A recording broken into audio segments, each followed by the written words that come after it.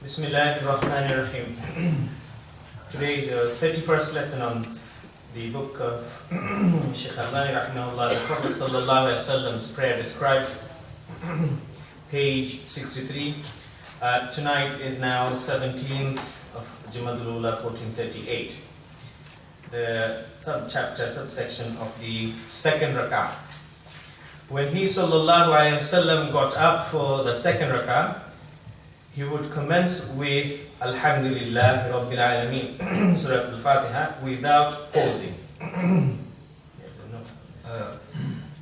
that what we started here? Yes? We did that before. And we mentioned Abdullah ibn Umar that he used to stand on his fist, yes? No. So we just did that one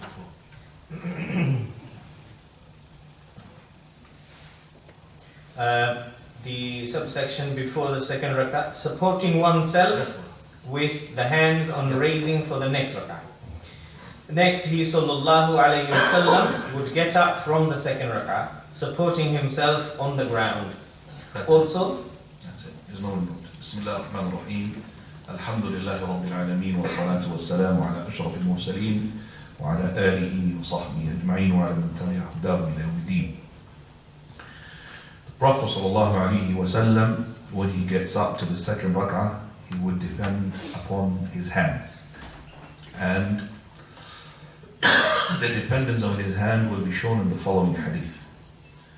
And here, the depending upon the hand is not because of illness or because of age. Abdullah ibn Umar, who used to stand to the following rak'ah, depending on his hands, and he used to say, this is from the sunnah, and it is not because of old age. So he used to say, Abdullah ibn Umar, that this is from the sunnah, and it is not because of old age or incapability, or I'm not capable, or because of, he is physically incapable. It's not because of that. So he used to say that, this is from the sunnah. And that would give you more support. So you start with putting the hands on the ground and then lift up your knees and then your body. This is the way to do it for adults and young, for agiles and people who are not.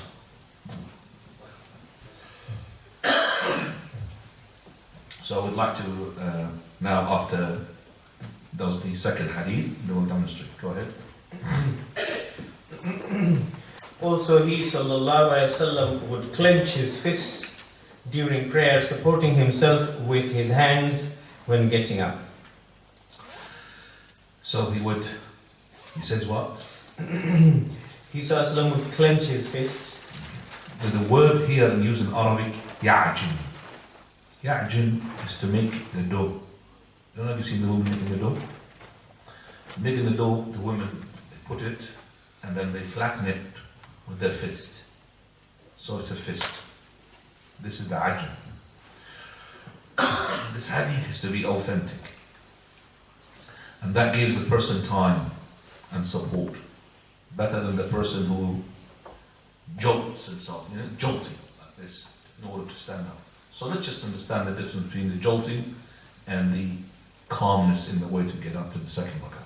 So I would like a person who is, let me just ask you, yes, sir. Can you sit in the front here? Just tell us how to stand up from the second. You yourself. Can you do it? Yeah. My brother, you. I'm not crossed over. SubhanAllah. So, can you just, yes, show me now. You're going to go sit down. You're going to sajda now. Now you're going to stand up to the second one. How do you stand up? Show us. Very well done. Sit down again. Show us the fist that you have done. Okay, just look at the vertical of the fist. Okay, the fist is vertical. You could make the fist horizontal as well. No, the fist horizontal, yes. Now, which one is better for you? This way. Okay. Well, like this way, it will not be described as making the dough. The women, they don't make the dough like that. But theirs maybe. But this is the way. So try to do it. You haven't got used to it maybe, that's why. Qira. Okay. So why you're not comfortable? No, it's That's why. Okay, good. No, I'm sorry about that. No. Right, so now, would you be, because you've got a back problem, I don't want to make you jolt. I don't want you to do the one without the hand. Would you be able to do that? No. Try, but don't break your back. But this is the people, what they do. Go it down. And this is what the people do. Don't use the hand at all. Doesn't he look like a camel? Doesn't he look like a camel? The way he's doing it. And I'll tell you, is it really hurting, isn't it? Well, okay. Can I just ask another person, you, because you're younger, do that wrong one, the wrong movement, but slow motion. Okay? Yes, that's the proper camel. That's the camel. See, the camel does like this, which is we're not supposed to imitate the camel. Again, please. Look. Camel exactly. Neck movement, mashallah. The old man will not be able to do that. It's impossible for him to do that because he needs support. So that's now making the dough, which is ajn for salah. Right, so the ajn, you could do it, the vertical one, but the better one is what? The horizontal. If you get used to it, the horizontal one is better than this vertical one because you normally like that. So this is ajn for salah, is being done whether sit down everyone, whether you are able or not able. This is the sunnah of the Prophet sallallahu alaihi wasallam. There's a note now regarding a hadith which is unauthentic that is being used by those people when they make this jolting movement. Go ahead. Footnote. Footnote number 7 is Abu Ishaq al-Harbi with a faultless sanad, and its meaning is found in Al-Bayhaqi with a Sahih sanad. As for the hadith, he sallallahu alaihi wasallam used to get up like an arrow, not supporting himself with his hands, is mawdu', fabricated, and all narrations of similar meaning are weak, not authentic, and I've explained this in Silsila al-Hadith al-Da'ifa 562, 929 and 968. Go ahead. It is not footnote. That's it. You sure? وقد أشكل على أحد الفضلاء. Okay, if you haven't got that footnote, the other ones doesn't mean, because I wanted to explain who is that that scholar who did actually object on the Shaykh al-Albani authenticating this hadith, but because you haven't got it, I'm not going to elaborate on it. So your book, I'll leave it on. Anybody got it in this book? Arabic and that? حتى بالعربي ما فيها. قد أشكل. طيب. This is Sheikh Bakr Abu Zayd. نعم. طيب. Go to the following one. So the second rakah. Just follow up when you finish. I don't know when you finish. Just follow up. The second rakah. When he sallallahu alaihi wasallam got up for the second rakah, he would commence with all praise to Allah. Alhamdulillah Rabbil Alameen. We would start with Alhamdulillah, not all praise to Allah. Translation which start with Alhamdulillah. Alhamdulillah Rabbil Alameen. And without pausing. There's a note on the pause. The Muslim and Abu Awana, the pause negated in this hadith could be a pause for reciting an opening supplication and not include a pause for reciting the isti'adah, or it could be wider in meaning than that. I find the former possibility more convincing. There are two views among the scholars regarding the isti'adah, and we regard the correct one as being that it is to be said in every rak'ah. And the detail of this, I'll give it in Al-Asr. In the Asr, right. Al-Isti'adah, question. What is the rule regarding to make Isti'adah in the first rak'ah? Put your finger up here. To make Isti'adah first rak'ah. That is when you start Allahu Akbar, Dua al-Istiftah. Do you want to start now with the Fatiha, the Isti'adah? Tfadal. Obligatory. And that's the same of most of the scholars. What is the rule regarding saying the isti'adah in the second, the third, and the fourth, if there's a fourth, or if there's a third, in the following rakat? What is the rule of saying isti'adha? Now, Recommended? recommended. We have a different among the scholars. Correct opinion is obligatory. Isti'adha is obligatory in every rak'ah. Because each rak'ah is an entity. It's a unit on its own. It has, every rak'ah has own Fatiha. Because Fatiha is all the time there, then Basmala also, and also the Isti'adha. And as Ibn Hazm had said, that when Allah subhanahu wa ta'ala he says, فَإِذَا قَرَأْتَ الْقُرْآنِ فَاسْتَعِذْ بِاللَّهِ. If you recite the Qur'an, then make Isti'adha. Where is the proof to say that that Isti'adha is not compulsory? Also, as we have established, it is compulsory in the first rak'ah. We will not agree with Ibn al-Qayyim rahimahullah when he says that it is only compulsory in the first rak'ah and it's not compulsory in the following rak'ahs, because he says that those rak'at are one unit altogether, because the separation between the first rak'ah's recitation and the second rak'ah is only adhkar and remembrance, and that will not be a separation. But this is not right, because there's a separation of the movements, and Subhanallah al-Azim. And here, I want to indicate this issue, it's very important, that Shaykh al-Albani rahimahullah, when he says this is compulsory in every rak'ah, he also says that this is the opinion of Abu Hanifa. So now we are with Abu Hanifa against whom? Ibn al-Qayyim rahmatullah. So this is Abu Hanifa's opinion, to make isti'adha in every rak'ah, just like it's compulsory for him to recite the Fatiha, but it's not a pillar. Remember, Abu Hanifa is not a pillar. The Fatiha is a compulsory. It's compulsory also to read the isti'adha according to Abu Hanifa and the two students of his, the main students of his. So that is what we believe, and that is there. There is nothing strong except for ijtihad, that is to oppose that. Because we have the ayah, and we have as well the proof for the first rak'ah, so there is no difference for the first and the second. What makes a difference is to bring a proof for us to say there's a difference between that first rak'ah and the second rak'ah.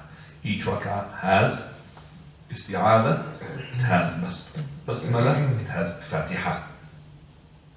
So it is an entity, and it's supposed to have the same thing as first rak'ah. Now, we'll support that the following statement. Go ahead. He sallallahu alaihi wasallam would perform his this rak'ah exactly as he performed the first, except that he would make it shorter than the first as before. Right. So now we come just the last thing to tackle, which is that in that hadith which he had just read before, that he would start with Alhamdulillah and he would not be having a pause. Now he would start with Alhamdulillah and there is no pause. But you know that Alhamdulillah is the one with what? Loud. So before that there is something which is not loud. What is that? Bismillah ar-Rahman ar-Rahim. Bismillah ar-Rahman ar-Rahim. And also al-Isti'adha. Al-Isti'adha. And Bismillah ar-Rahman ar-Rahim, it's a light pose. It is not being mentioned because it's nothing compared with the pose of Dua al-Istiftah that Abu Hurairah had asked about. So the Isti'adha and the Basmala is 2 seconds. But the other one takes about 10 to 15 seconds, which is the Dua al-Istiftah, especially the long one. Allahumma ba'id bayni wa bayna khatayai wajjahtu wajhi lilladhi fatara as-samawati wal ard. So all of that was not in the second. So he says that the first rak'ah, similar to the second rak'ah, similar to the first rak'ah, except that there is no long pause, which is Dua al-Istiftah, and it's shorter than the second rak'ah in general. He makes the second rak'ah shorter than the first in general, but you know for a fact there are times where he made the second longer than the first. When he recites, for example, Sabbih isma rabbika al-a'la in the first, and Hal ataka hadithul ghashiya in the second. Hal ataka hadithul ghashiya is longer in recitation than, and more verses than Sabbih isma rabbika al-a'la. I used to say myself that isti'adha was to be recommended in the second, the third, and the fourth. I'm inclined now, after studying and making more studying, to say that it's actually compulsory. Going along with our Shaykh Rahmatullahi alayhi in that. So coming now to the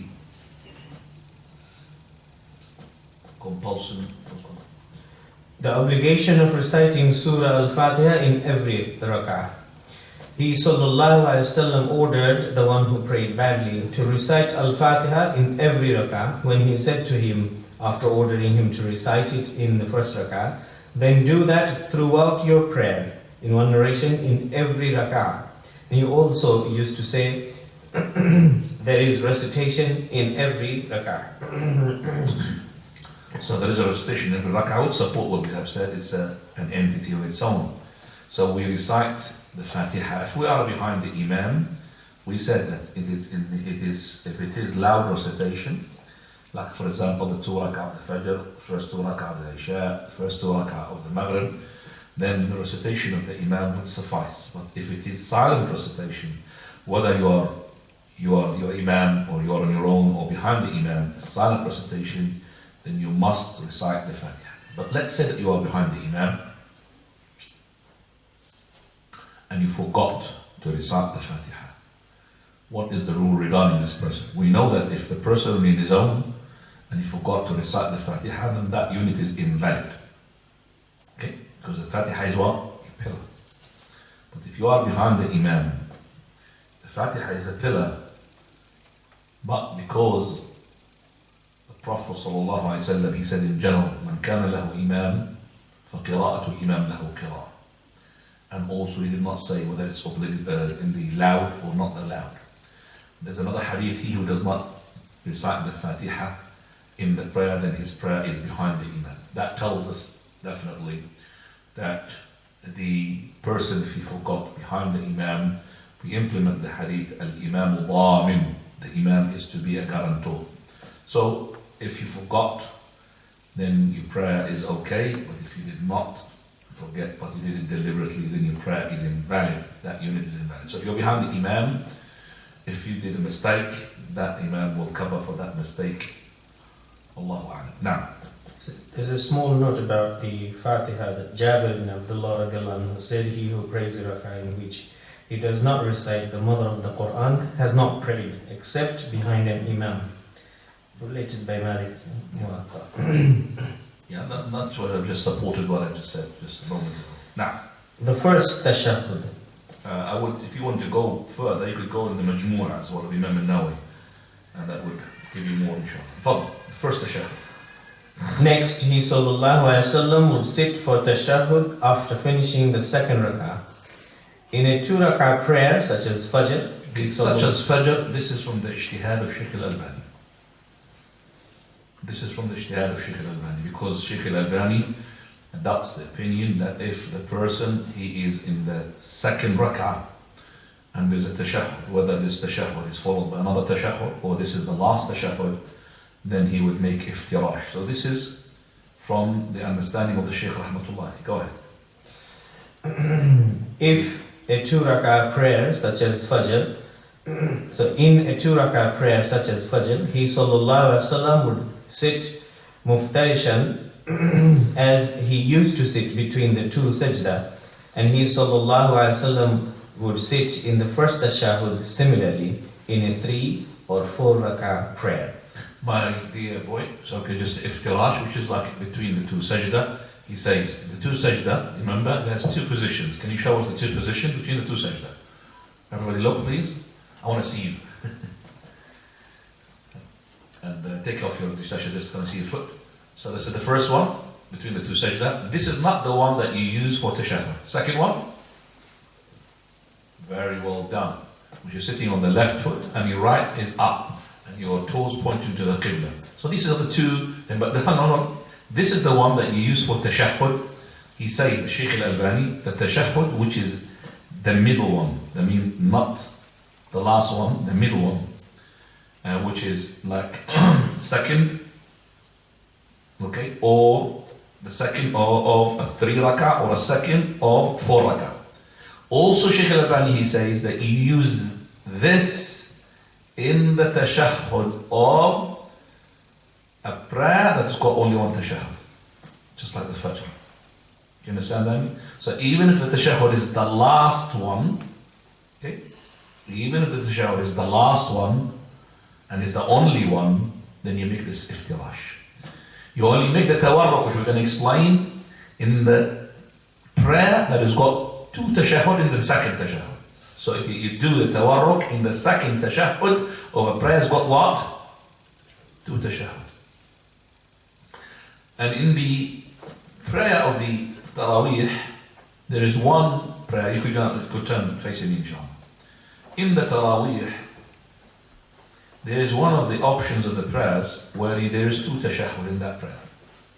Where when you pray, for example, the 7 rakah altogether, or 9 rakah altogether, you sit in the 7th and you make the what? The 8th, two tashahhud. You sit in the 8th and you make as well tashahhud in the 9th. So you do either 7 rakah together or 9 rakah together. In that case, in that Taraweeh, if the Imam has done it or you've done it yourself, or you witr, doesn't matter Taraweeh, you make the first tashahhud, which is iftirash, and the second tashahhud, which is tawarruk. Tawarruk is, can you show us the tawarruk, please? Look at the tawarruk, which is that.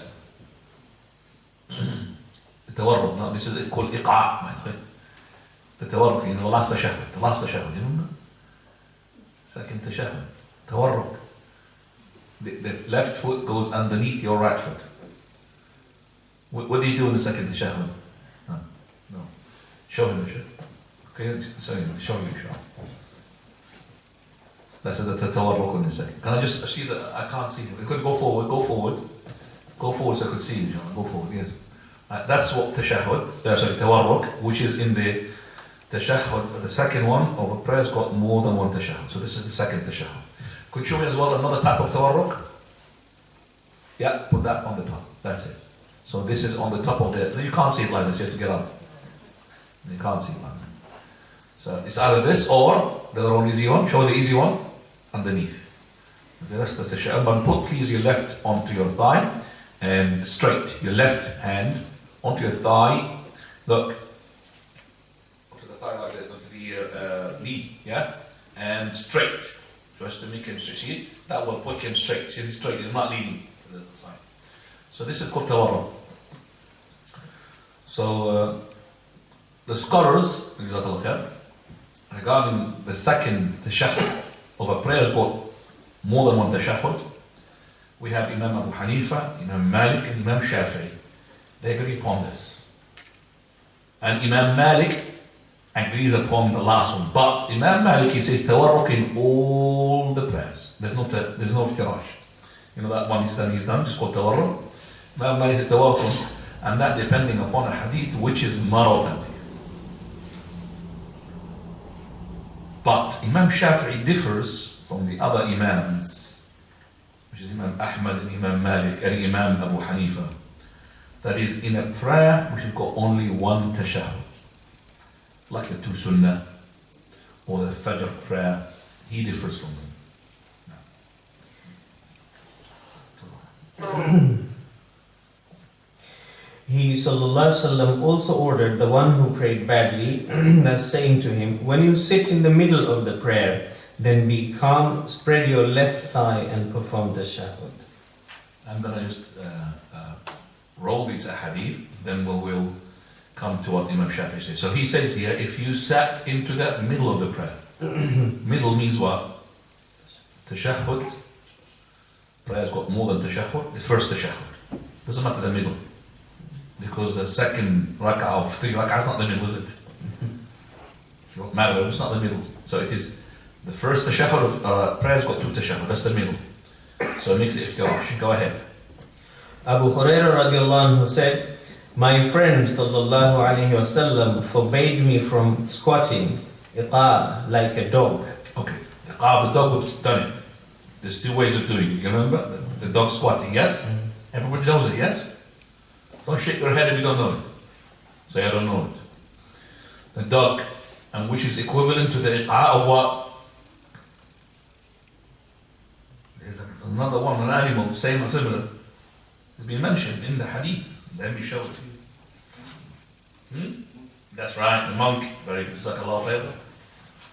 The monk. And he came to you under the chapter of tranquility in the ruku.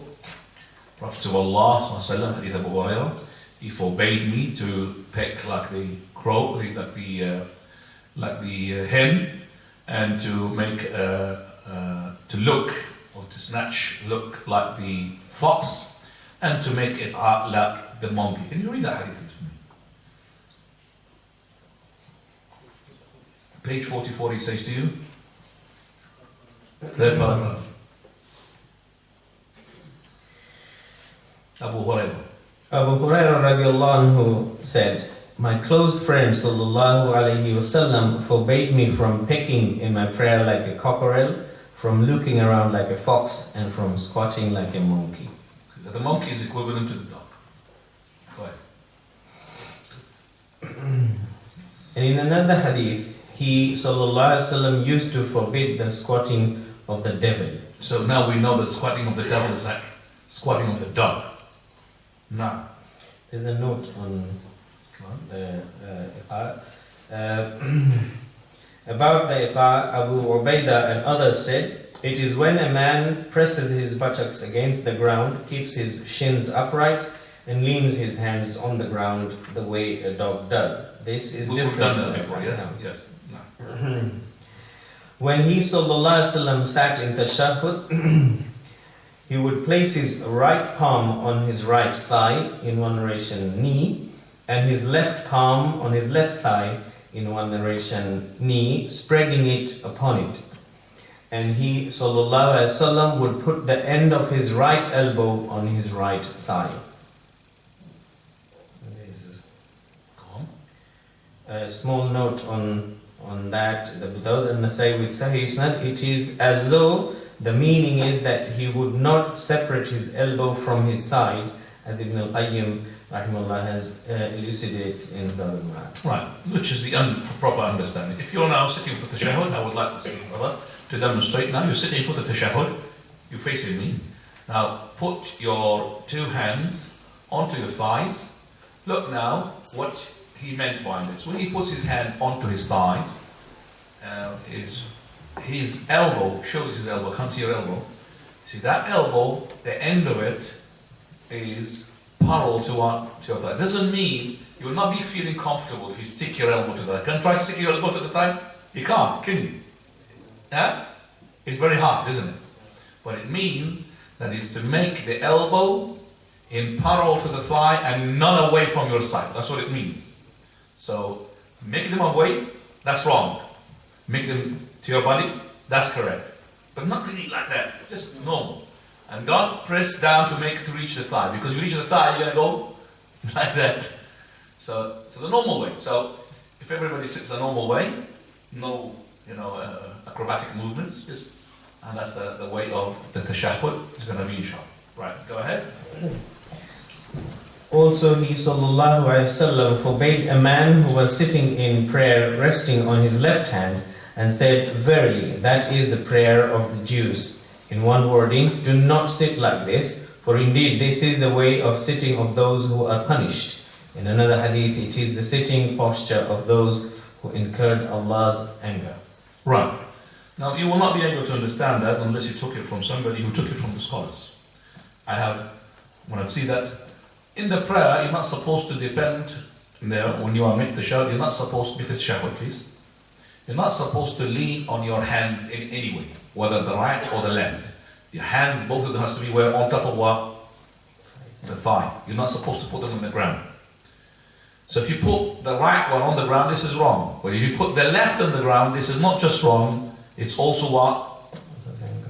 This is the maghdub, this is the way that the prayer of the Jews. You say the one who's got the wrath of Allah on top of it.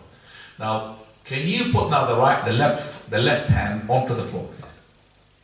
See, that's the one. So if you do like this is how the people of the hell, that the bones they're going to be mu'adhabun, they're going to be tortured in the hellfire.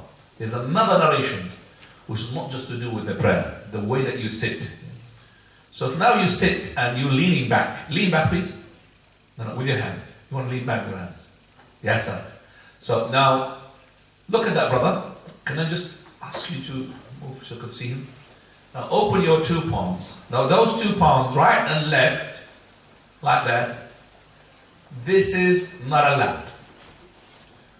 If you want to make it allowed, because he had opened the what? His palm. If you want to make it allowed, then you're not supposed the left one to be opened. So let's just make sure that we can see the one which is allowed, and it's not the people who are being tortured in the hellfire. So the first one, you're going to be fist with the left, and open hand with the right. So that's number one, which is allowed. Number two, which is allowed, two fists. Number three, one fist of the right. No, that's right. And number five, open hand of the right. Number six, one fist of the left. And that's it. Which is one is not allowed now to sit? Not in the prayer, this is the normal. Is the one which is, that is this, and regardless of the other hand, whether it's, if that yoke is open, then this is, and we have learned this from our scholars. So this is the people of the hell. How? We don't know. Prophet ﷺ said that. They're going to be like this in the hellfire. On their back, on their left. They will be tortured like that. So, Allahu A'lam how. So in the prayer, you're not supposed to do depending on both, whether this or that, but you can add with your left, if you did it. This is the people of the Jews.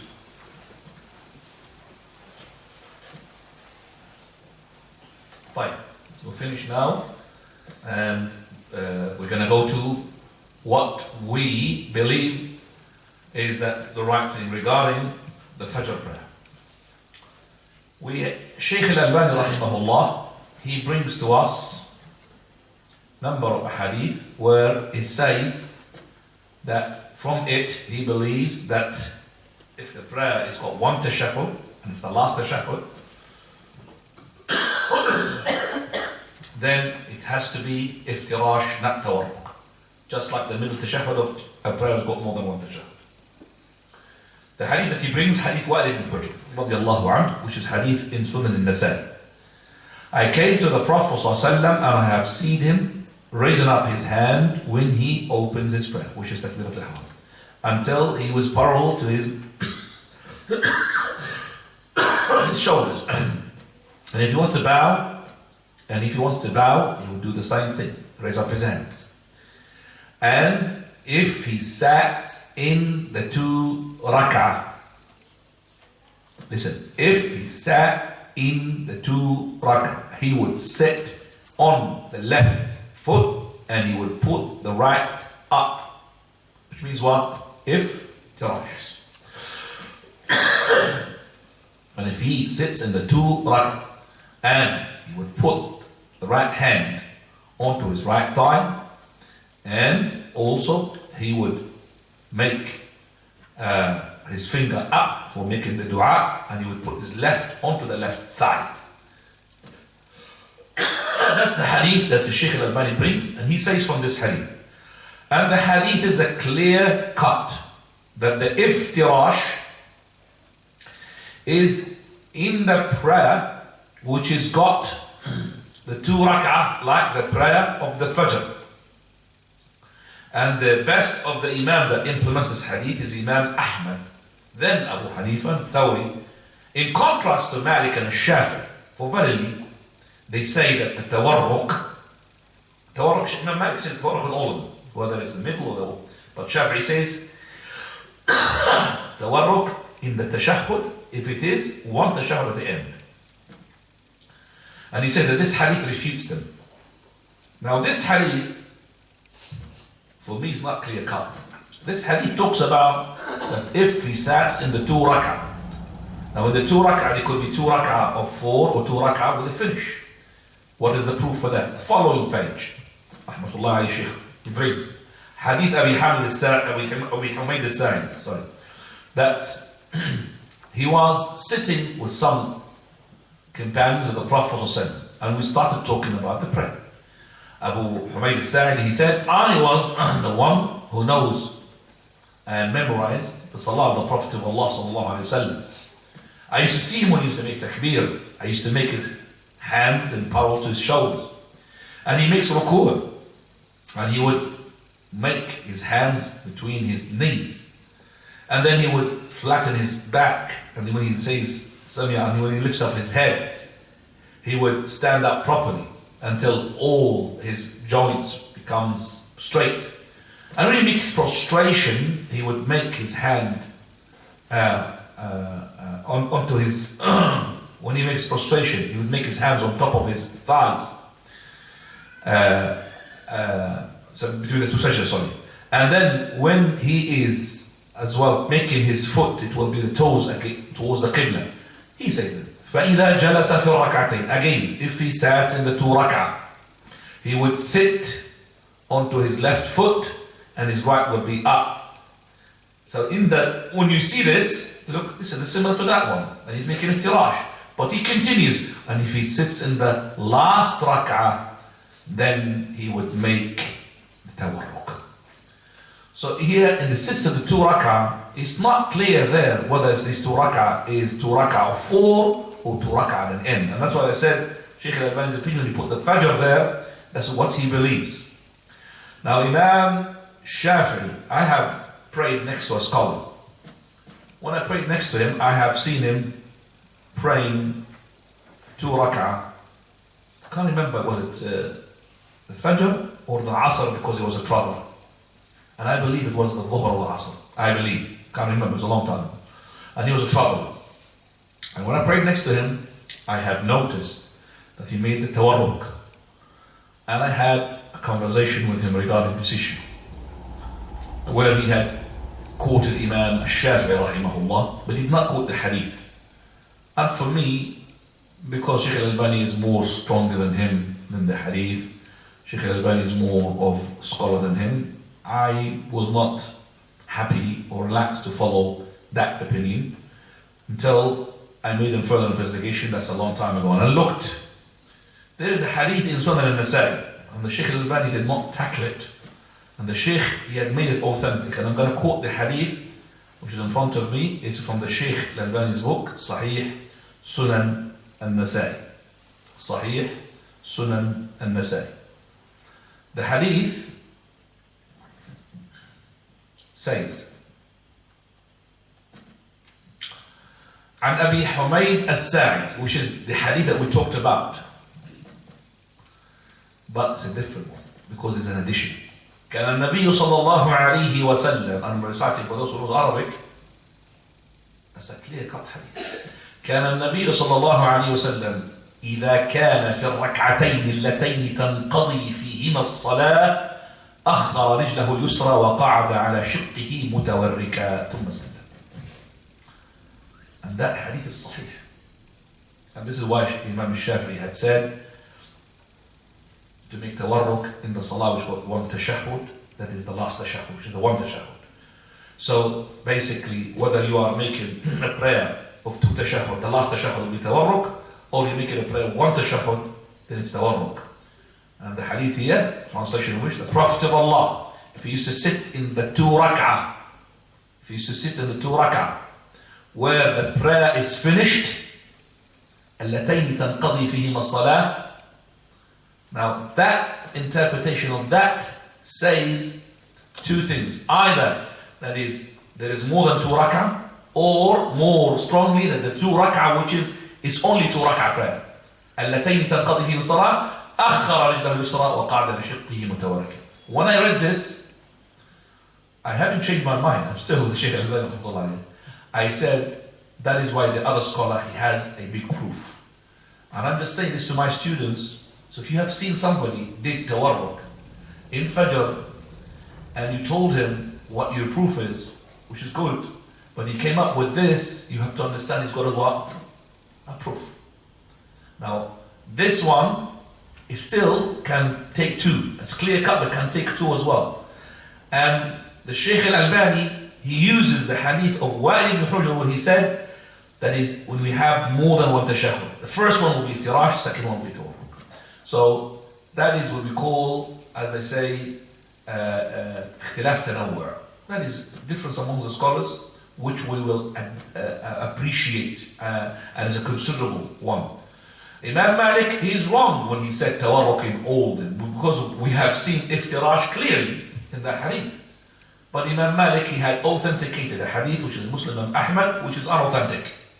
And he made tawarruk in all the rak'ah, which is unauthentic by the grading of those scholars of hadith. So after I have just quoted this to you, I am still with the Shaykh Rahmatullah Ali. I am adapting it, but I'm just saying to you, you might see some people doing tawarruk in what? In the prayer, go what? One tashahhud. So if you've seen that, you say what you think is right. But if you came up with this strong proof, it is a strong proof. You have hadith, as I said, of number of there's two hadiths, which is hadith Wa'il ibn Hujr, and this one, they could be interpreted both ways. Shaykh Al-Albani has a bit more stronger argument. Wallahu a'lam. Now, moving the finger in tashahhud. He sallallahu alayhi wasallam would spread his left palm on his left knee, clench all the fingers on his right hand, point with the finger adjacent to the thumb towards the qibla, and fix his sight on it. That is the finger. And the note on this is Muslim, Abu Awana and Ibn Khuzaymah, Humaydi and Abu Ya'la added with a sahih sanad on the authority of Ibn Umar radiallahu anhuma. And this is the shooting of the devil. No one will forget when he does this. And Humaydi raises his finger. Humaydi also said that Muslim bin Abi Maryam said, a man related to me that in a church in Syria he saw images of prophets depicted like this. And Humaydi raises his finger. And this is an extremely strange remark, but its sanad up to the man is sahih. right. Now we come to the point where we have also a difference among the scholars regarding the movement of the finger. Some of them, that is, they would move it only when there is tashahhud, shahada, which is la ilaha illallah. Some of them they will add Muhammadur Rasulullah. They'll move it. And based upon the Hanafi madhab, if you make three movements in the prayer is invalid. That's their principle. So you do it ashhadu la ilaha illallah wa ashhadu Muhammadur Rasulullah. That's two movements and that's it. There's other scholars, they would make the tashahhud from the beginning to the end, but not moving the finger, which is pointed towards to the qibla. So you can stick the finger like that, okay, and they will point it towards the qibla. And we're going to inshallah see as well the way to stick the fingers. So I'm just going to be showing to you that the finger itself, like this. Some of them, they will make the movement from the beginning to the end like that. And this is not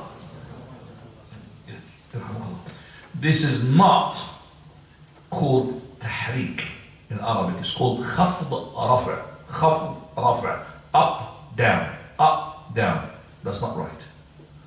The tahrik, which is, we believe, that's the correct opinion, according to our Shaykh Rahmatullah, is that movement. This is why it hasn't been noticed by a lot of companions. It's not that much. Number two, because the narrator is only one, he narrated that, the movement. And also, this will include two things, movement and pointing. There's a hadith which talks about pointing on its own. So the movement is an extra. And always we said al-hukmu liz-zaydi fa-zayid. The rule goes to the one who gives you what? Extra. Always. This is the principle. As long as they don't contradict one another. So this one does not contradict the pointing. So this is pointing plus movement. There's a hadith which says وَكَانَ لَا يُحَرِّكُ, and he would not move it. That is unauthentic. So if you get rid of that hadith which doesn't say that he cannot move it, then we are left with this hadith which is that he moves and it's pointing. And when it's points towards the qibla.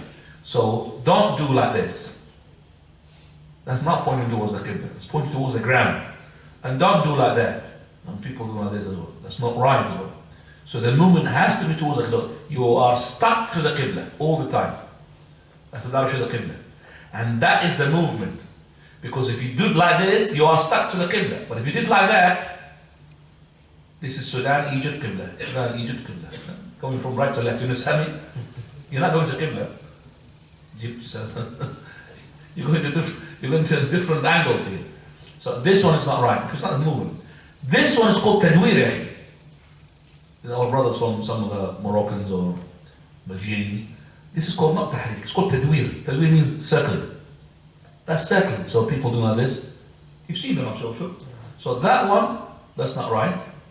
That one is not right because not, and that one also is not right because khaf dafa. And we're going to see as well the way that to put the hands like that or like this. We're going to see it in a minute. But there's no way that you put your palm on top of your thigh and you do like this. You've seen some people do like this, isn't it? You haven't? No. I have. I have people doing like this. I've seen this. Okay. I have seen like that as well. Have you seen like this? You haven't seen like that? See like this? I have seen that. So I've seen like this, but the one that really almost made me laugh is not that one. And it's not that one. And it's not this one. No. There's one which I have seen it. He was doing his hand like this. When he stepped into the tashahhud, he did like this. That's the one made me laugh. He's like pulling a gun. He did like this. When he did like this, I almost laughed under there. You know, you see people, lots of things, but this is really. I have seen people pulling their ears when they start the prayer. I've seen them do like this and say, Allahu Akbar, I've seen that. But this one is like a normal person did it.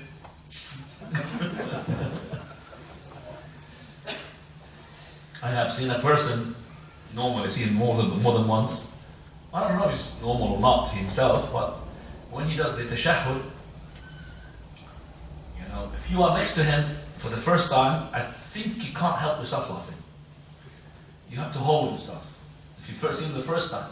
Second time you get used to him.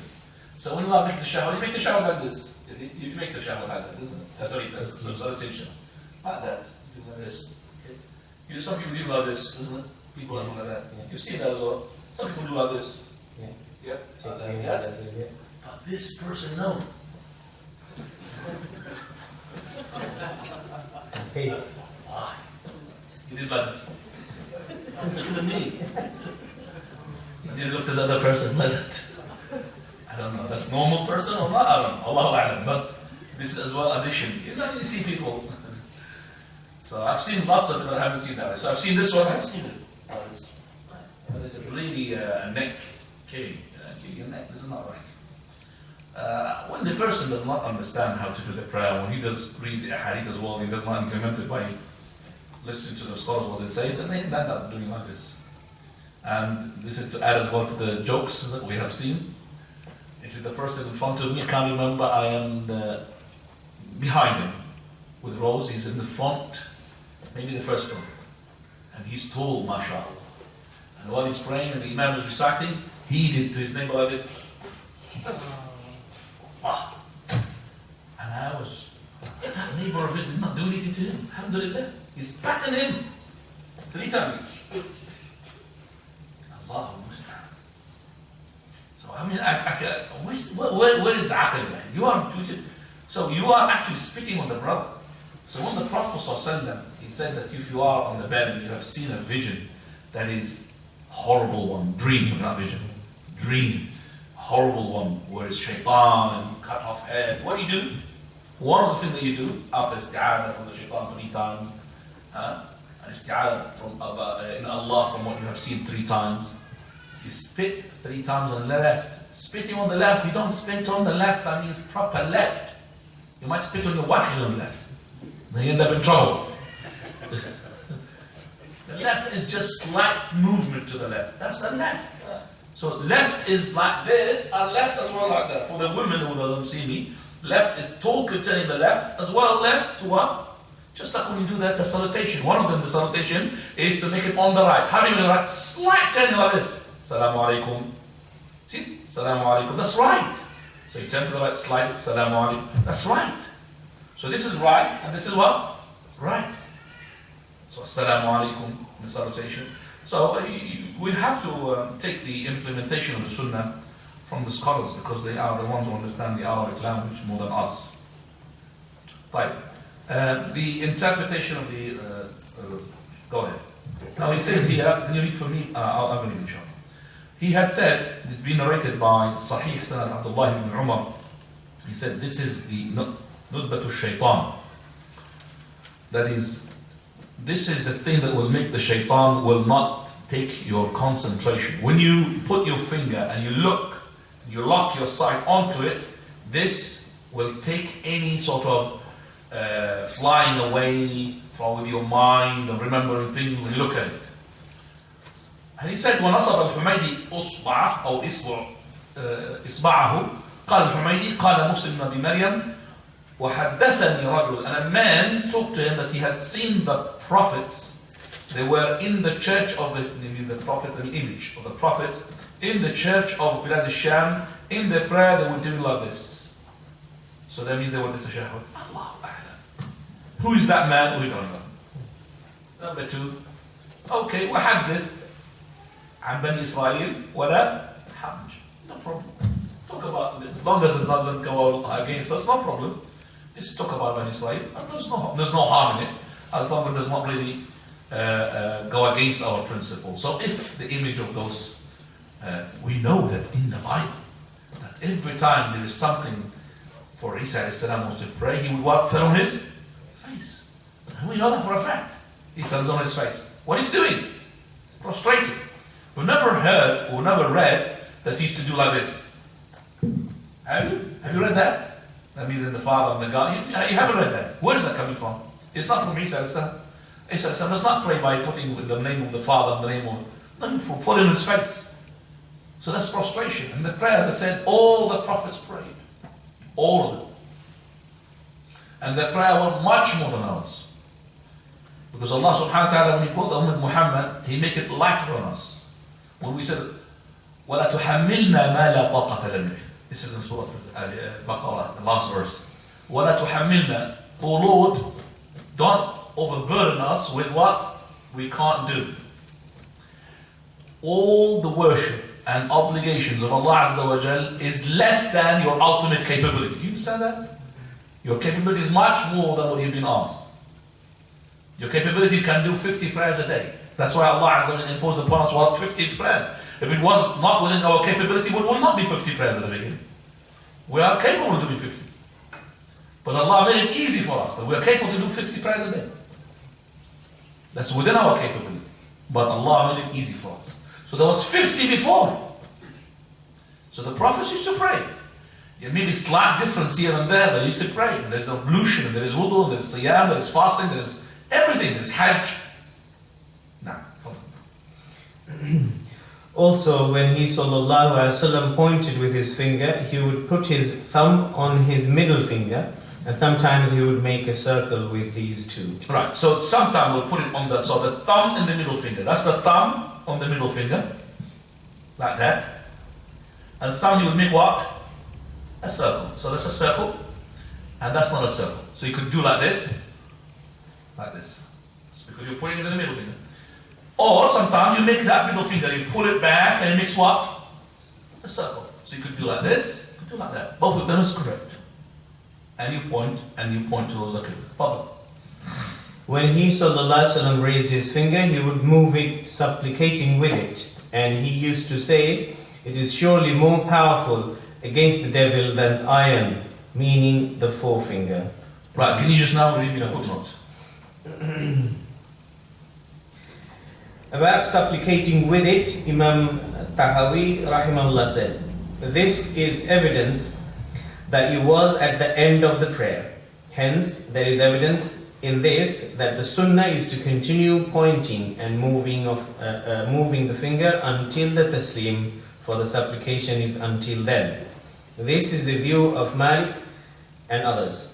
Imam Ahmed was asked, "Should a man point with his finger during prayer?"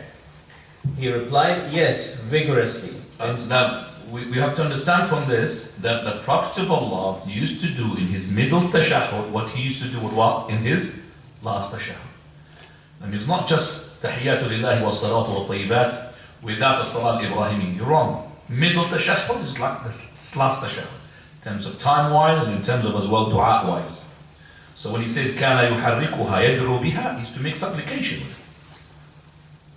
And we have heard from Aisha radiallahu anha, we read from Aisha radiallahu anha, that in the Prophet ﷺ's prayer,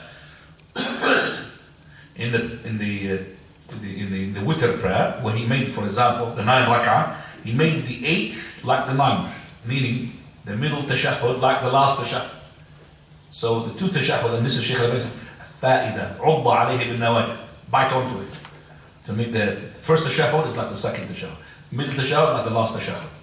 Now, from this, it is clear that moving the finger in tashahhud is a proven sunnah of the Prophet ﷺ, and it was practiced by Ahmed and other imams of the sunnah. Therefore, those who think that it is pointless and irrelevant and has nothing to do with the prayer should fear Allah, since because of this they do not move their fingers, although they know it to be an established sunnah. And they take great pains to interpret it in a way which is inconsistent with the Arabic way of expression and contrary to the understanding of the Imams with regards to it. The amazing thing is that some of them will defend an Imam on other issues, even if his opinion conflicts with the Sunnah, with the argument that to point out the Imam's mistakes inevitably means to taunt and disrespect him. They then forget this and reject this established sunnah, at the same time mocking at those who practice it. Whether or not they realize it, their mockery also includes those imams whom they often defend wrongly, and who are correct about the sunnah this time. In fact, they are deriding the Prophet ﷺ himself, for he is the one who brought us the sunnah, and so jeering at it is equivalent to jeering at him. And there's translation of the meaning of the verse. But what is the reward for those among you who behave like this? Not the reward, the punishment should be gone. Except. No. As for putting the finger down after pointing, or limiting the movement to the affirmation of saying La ilaha illallah and negation that and illallah, as of that has no basis in the sunnah. In fact, it is contrary to the sunnah, and this hadith proves. We have explained that. Go ahead. Further, the hadith that he Sallallahu Alaihi Wasallam would not move his finger does not have an authentic isnad, as I have explained in Da'if Abi Dawud 175. Even if it were authentic, it is negatory, while the hadith above is affirmatory, and the affirmatory takes precedence over the negatory, as is well known among the scholars. Let me just explain this principle. This hadith which says that the Prophet of Allah did not move his finger is not authentic. He says that even if it's authentic, when we have a hadith says he used to do it, and a hadith he did not used to do it, the hadith which says he used to do it takes precedence over the one who says he does not use to do it. Why? Because affirmatory, he says the one who affirms takes priority upon the one who negates. Because the one who affirms, he has extra knowledge. It is the hukm fazzad fazzad. So the person who had seen him moving, he had seen extra onto the one who had said, he had said him that he did not move. Do you understand me? Because that other person, he's seen him moving it. So he's seen something extra.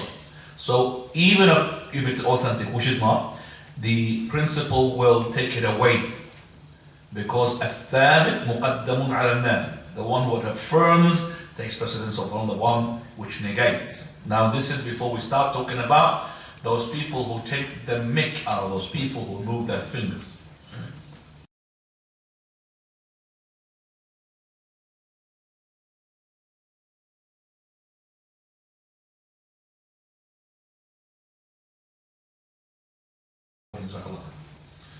So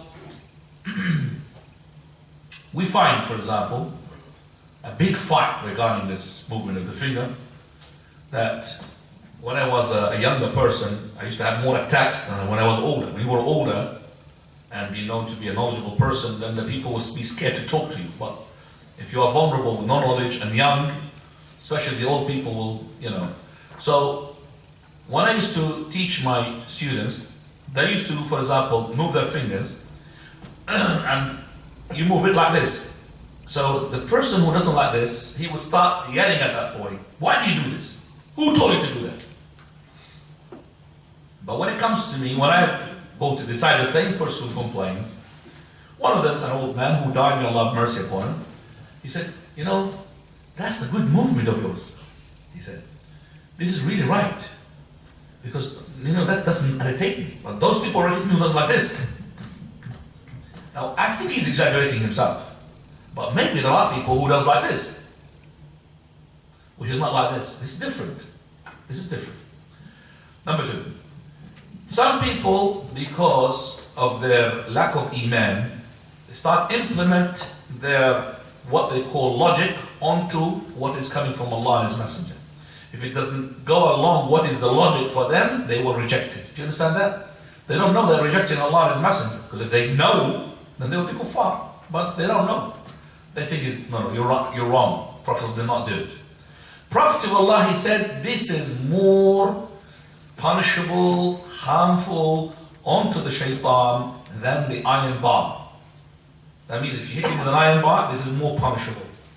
I have, from this platform, long time ago, narrated a story, which I would like to narrate again, from Sheikh Izzat Khadr. Abu Abdullah, he talked to me directly. So it is, which we call it high chain, high isnad. From the Sheikh Izzat Khadr, the one who had washed the Sheikh Al-Albani, rahmatullah alayh, and the Sheikh Al-Albani whom he said, Sadiqi al-Mukhlis, the sincere friend of mine. Sheikh Al-Albani says about this man who had married, remember, 4 women, and he had 40 kids, 40 kids. The Sheikh, he talked to me himself, from his mouth to my ear, and I could remember him standing in front of me, and he told me about this. That it is a person whom he knows. Salafi, Sheikh, he works in one of those companies which are located on the Dead Sea. Now, most of the ones who work in the company are Muslims. And they do have, in those big companies, big musalla.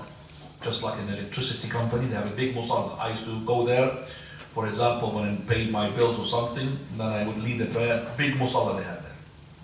So this company has got big musalla. And usually it is the case that the people there, they will, make the one who is closer to the sunnah, more knowledgeable, is the one to lead.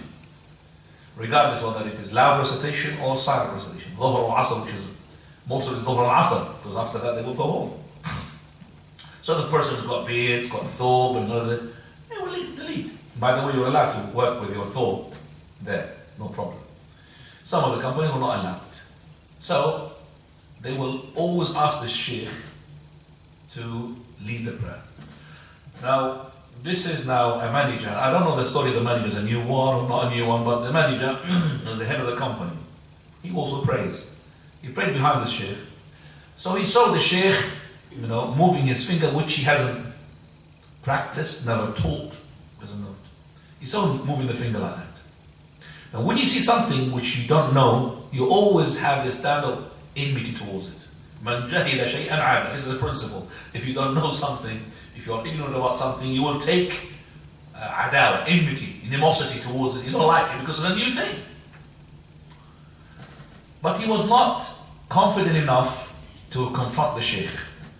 So he sent his secretary, the one who works for him, to ask the sheikh, why does he move his finger? I mean, we move our fingers, ashhadu an la ilaha illallah, wa ashhadu, which I learned when I was a kid from my mother. Just on the shahada, ashhadu an la ilaha illallah, wa ashhadu Muhammad Rasulullah, and that's it. No movement of the finger. I think my mother, she was a Hanafi, she doesn't know about that. So, the secretary came to the sheikh, and the sheikh explained to him exactly what we have in the book. He said to him, this is what the Prophet ﷺ used to do, from the beginning to the end of the tashahhud, and he said as well, that is, it is worse on the shaitan than the iron bar. The secretary went to the head of the company, and he told him what he had heard. Now that person, instead of taking that and adopting it and digesting it, couldn't digest it. He now is implementing his logic on top of the Sharia. He said, this is worse on the shaitan than the iron bar. What is he talking about? Because he's using his logic. I mean, this, what is he going to do to the shaitan? The iron bar? It's nonsense. So the secretary, somehow, he conveyed the words of the manager to that sheikh. Now the sheikh, he had used the same thing that Abu Bakr had used when that person he started messing about with the Sharia. Urwa bin Mas'ud al-Thaqafi, before he embraced Islam, he said to the Prophet of Allah, you know, when we fight you, those street guys, that is Shawara, street guys in ragtag, they will leave you, talking about the companion. He said to him, Umsus badr al-lat. Lick the genitals of your goddess. That's what he said. Umsus badr al-lat. Badr means the clitoris of that goddess of yours. It was a very rude word. And the Prophet didn't say anything to Abu Bakr. He didn't say, what a rude person you are. That word deserves it. What are you talking about? We're going to leave the Prophet ﷺ. So this sheikh had used this. So he said to him, he is taking the mikvah of the Prophet ﷺ, and he had pointed with his finger, I'm not going to do it, I don't care about him. Now the secretary, of course, he will not convey such a thing because he knows it's going to be what? It's going to be chucked out, the sheikh. So, but he insisted the manager. Later on he met him, the secretary, what did he say to sheikh? I'm telling you, what did he say? I'm not going to tell you. He said, what did he say? So he told him, he said to you like this. Now, if you say that to somebody like this, what happens in Arabic? Sheikh, what happens? Oh, it's a fight. He might shoot you with that. He has said, he's a rude person, I didn't know that he's a sheikh. He's not a sheikh, he's a sheikh. How can you say like this? I'm going to do what I'm going to do, and then call him. So he called him. How dare you say like this? And he was shouting. And the sheikh is laughing. He said, look, one finger had done to you. So what does that then do to the shaitan? You convince him logically. It's one finger, just one finger. If somebody said that this is more, one finger, onto you, half of the iron bar, you would not accept it until you saw it with your own eyes. One finger. I did not do it like 1, 2, 3, 4. So logically, imagine that this one is equivalent to mine to you. You don't know. Allah, when He said like this, will irritate the shaitan. It'll irritate him. So we submit. So if I go to another culture and I said that this person, I did like this to him, he jumped up and down. Do you think, why is he jumping up and down? He doesn't know what is the meaning of this to us in our community. He doesn't understand that. I think in Pakistan it's the whole hand. It differs from one culture to another. So this is shaitan. We don't know how Allah Azza wa Jalla created him. We don't know. So he's edited from that finger. We need to submit. Now we're going to use that in the prayer, whether he likes it or not. And we don't say why. Because this is ibadah la tu'allam. This is a worship which cannot have a why. It hasn't got a hikmah that we could see. This is pure ibadah. Just like for rak'ah al-dhuhr. Do we know it's for rak'ah? Why 3 rak'ah maghrib? We don't know. Why? We don't know. We submit to Allah subhanahu wa ta'ala. Stop here, inshallah. And we continue with next week. Finish it. Yeah, just finish it. Also, the companions of the Prophet ﷺ used to remind each other that is about pointing with the finger when supplicating. So, subhanallah, they used to remind each other. Al-Ishara, this is the one. Go on. And once he ﷺ saw a man supplicating with 2 fingers, so he said, make it one. Have you seen somebody? I have. A person with 2 hands. Have you seen it? Let's see what they're doing. Kids. Yeah, kids don't do that normally. Your son. And indicated with 4 fingers. Ahad, 1. And he ﷺ would do this in both tashahhuds. Okay, jazakallahu khairan. And we have any questions, please. For the question? You have a question? Yeah.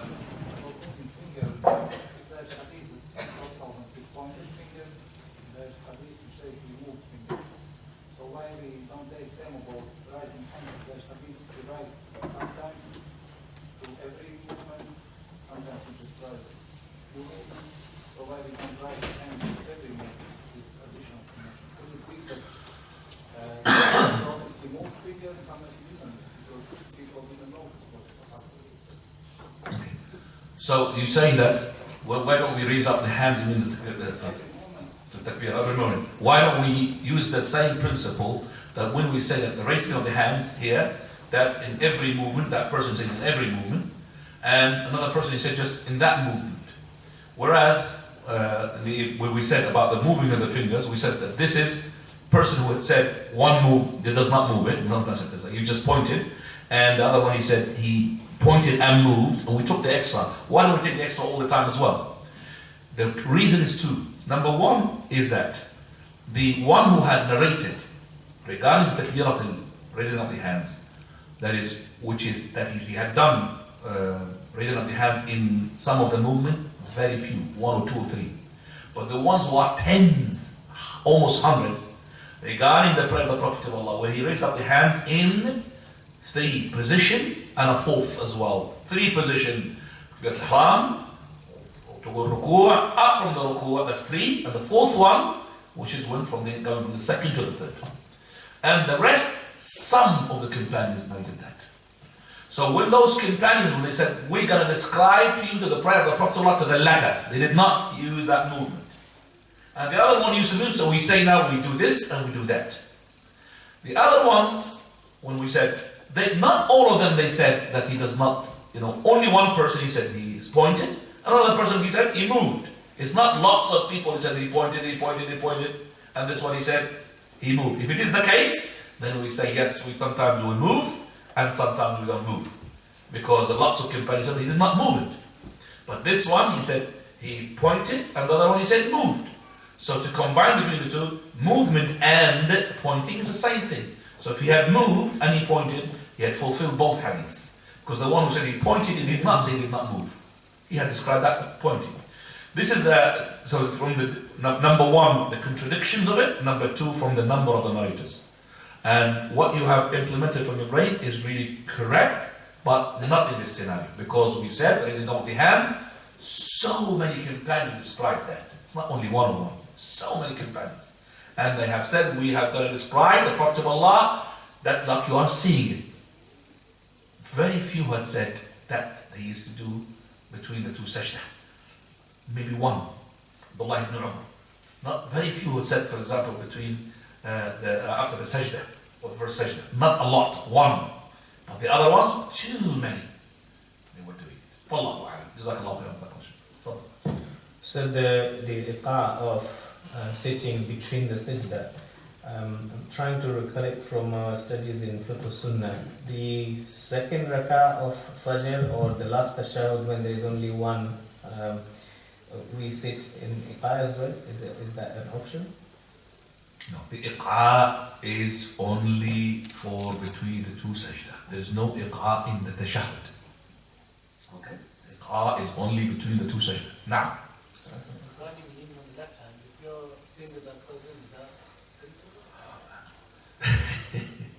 So if somebody had closed the finger, this is really a question.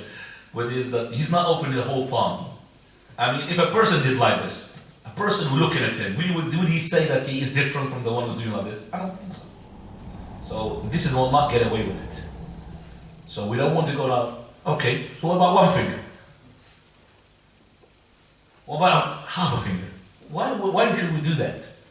Keep as far as you can from the haram. So whether it's 1 finger is equivalent to 2 fingers, equivalent to 5 fingers. We say, when you see a person like this, and you describe him, it's an open palm or closed palm?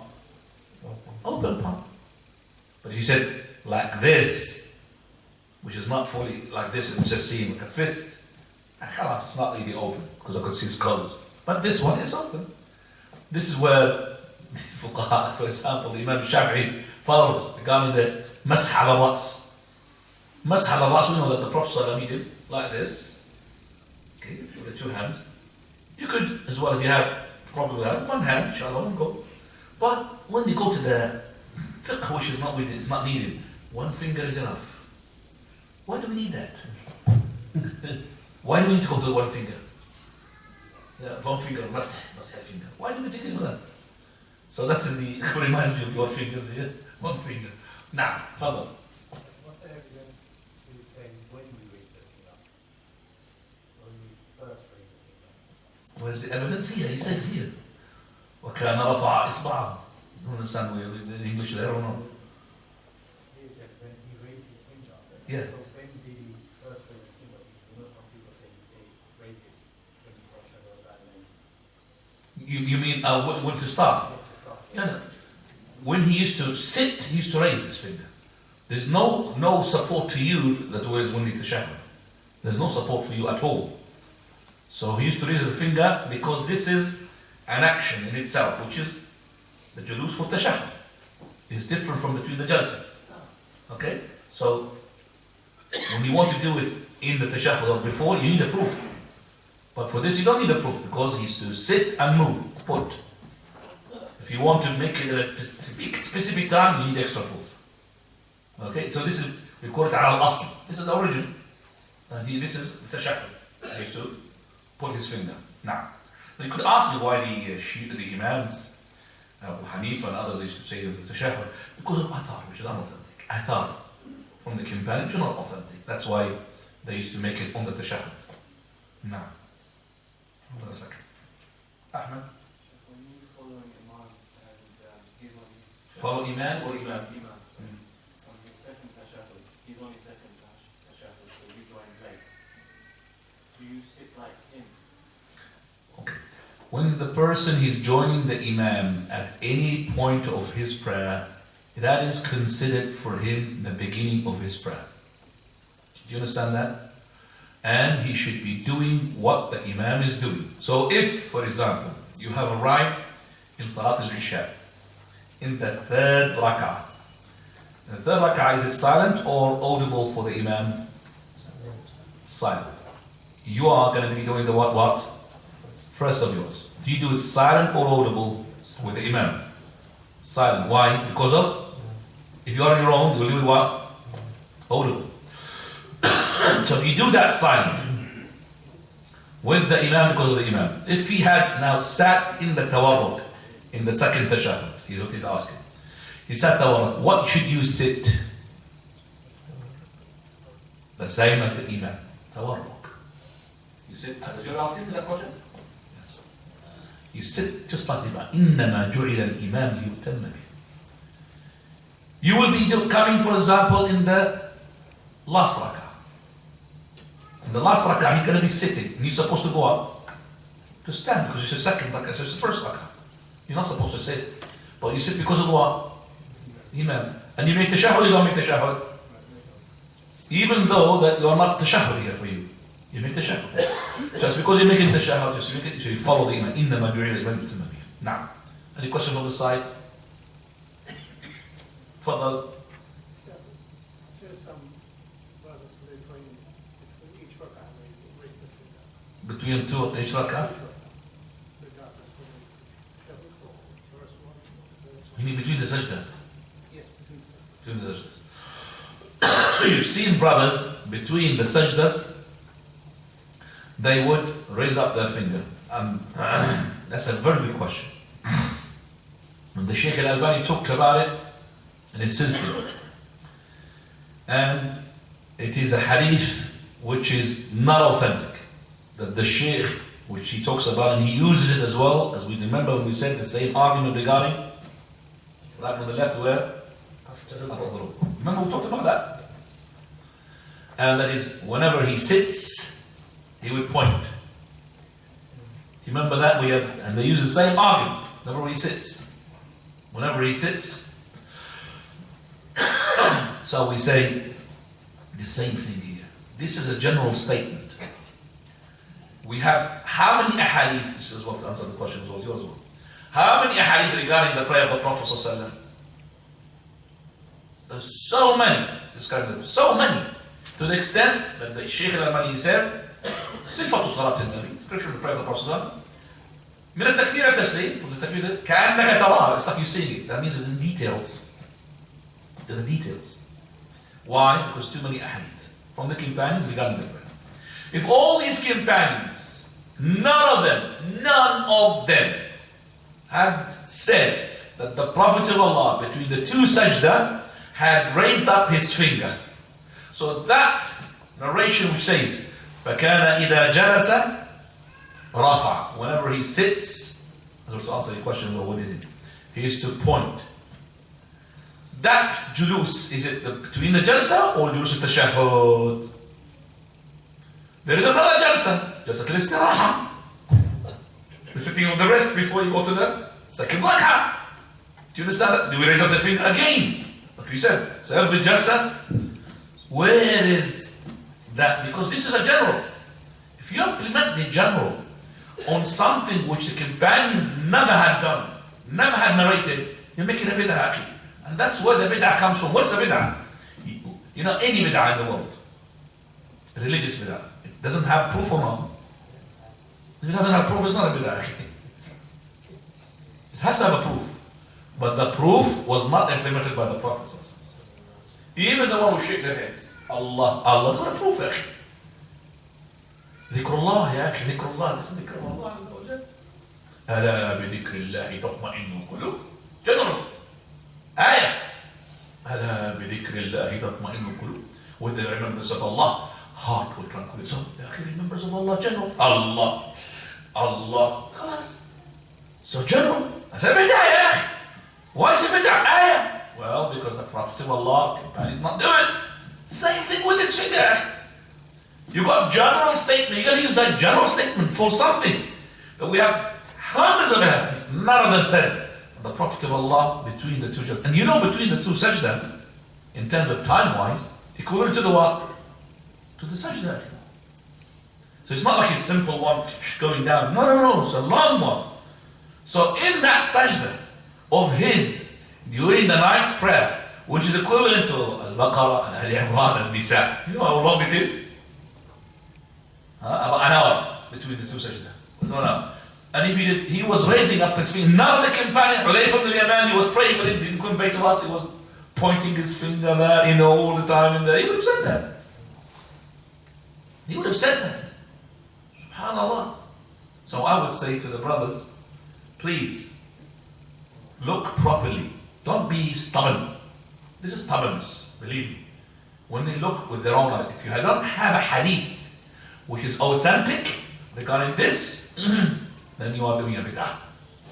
One of the students of knowledge, the Shaykh Al-Albani, when he had made this book, and he wrote this hadith regarding the issue of the tashahhud between them, and he said, I don't want anybody now to come to me and say that there is as well somebody raising up the fingers between the two sajda. He was talking about the right and the left. He said, until one day, there was guests coming to me, 3 of them, and because he's more hafid than me, I need him to lead the prayer in my house. And he led the prayer, and he was what? Moving between the two sajda. How did I know? Because his student, he was next to me, Shaykh Al-Albani, he was moving his thing between the two sajda. So after that, Shaykh Al-Albani, of course, they discussed the issue. So he asked him. So he said, that knowledgeable person, he had something which normally the other ones did not bring about. He did not use the general statement. He used a specific statement. But the Shaykh pointed out for him, in Muslim Imam Ahmad, that's not authentic. So when that specific statement fell, then the whole fiqh of it will fall down. He did not use the general one. So the general one, to implement it in things like, for example now, talking about the beard. You know that the scholars, our respected scholars from the Najd, Saudi Arabia, they say, you're not allowed to touch the beard. You know that. The beard has to be firrul liha. And the Shaykh Al-Albani says that's not right. Because as well, the Rabi al-Hadith Abdullah ibn Umar, he's the one who had made this hadith, who had narrated this hadith, and he is strict to the sunnah. It's not any companion. Abdullah ibn Umar is not any companion. He was strict to the sunnah. It's so if he himself used to take from the qabr, like this he would do from the qabr. Of course, when you do like that, you know that these are longer than the qabr. These, the one on the side. Look how long it's from the qabr. Why? Because you put it this way, so this one will be longer, but this one will be from the chin, the same qabr of yours. So, Shaykh, they say that you're not supposed to touch it. Sheikh Al-Albani said this is as well not right. And I'm going to show you now something that tells me, come on brothers, is this a beard? Look at this. Everybody please have a look at this, which has been sent to me. Jazakallahu khaira. After seeing this I said, Jazakallahu khaira Shaykh Al-Albani, wallahi. That is absolutely right. Okay, hang on a second guys, hang on a second please, hang on a second. What's up? Images? Yes. Look at it.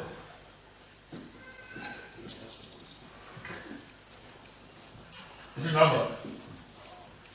Nothing wrong there. Is it normal? Look. Look. Look at his beard. Look. Up to his... Yeah. Not his knees, his feet.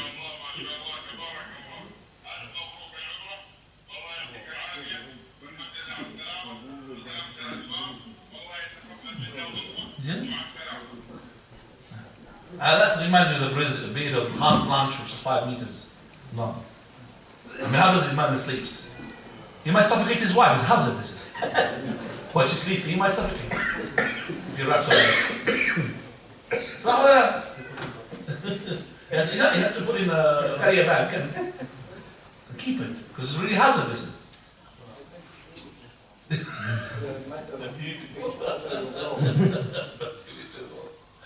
This person as well, he sees the moustache beautiful as well. Doesn't matter. Now, you have any question? Further. Who's that? Uncle? Yeah, uncle. Oh, how are you, uncle? MashaAllah, I haven't seen you for a long time. Today I have remembered you, subhanallah. Today I remembered you, that whereas uncle I haven't seen you for a long time, I have seen you today, and mashallah. Listen, I haven't seen you, mashallah, alhamdulillah. A question a person hasn't asked, and please beneficial question. Fadal.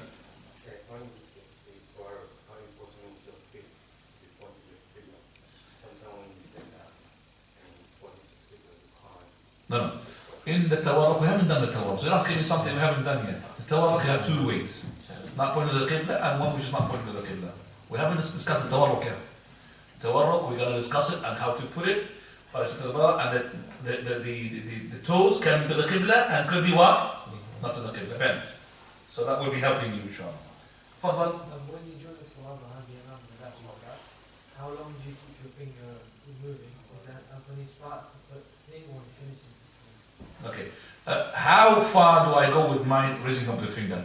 Is it up to the salutation of the imam, or up to my finishing of the tashahhud? So for example, I finish my tashahhud before the imam. Do I stop? No, you don't stop, because when you finish, you're still following whom? So if you are a person came and you are not supposed to make tashahhud, you came in the last rakah of his, and it's your first rakah, you make him tashahhud, don't you? So you raise up your finger because of your not tashahhud, because of his. So you keep doing it. Now he says, what about the imam made salutation? And I make him salutation. While he's making salutation, do I move my finger or do I stop? I'm asking now. Does the imam, when he moves his head, does he move or he's supposed to be stopped? So if you stop with him. So you are with the imam. You stop with him. Wallahu ta'ala a'lam. Wa subhanaka Allahumma bihamdik. Ashhadu an la ilaha illa anta astaghfiruka.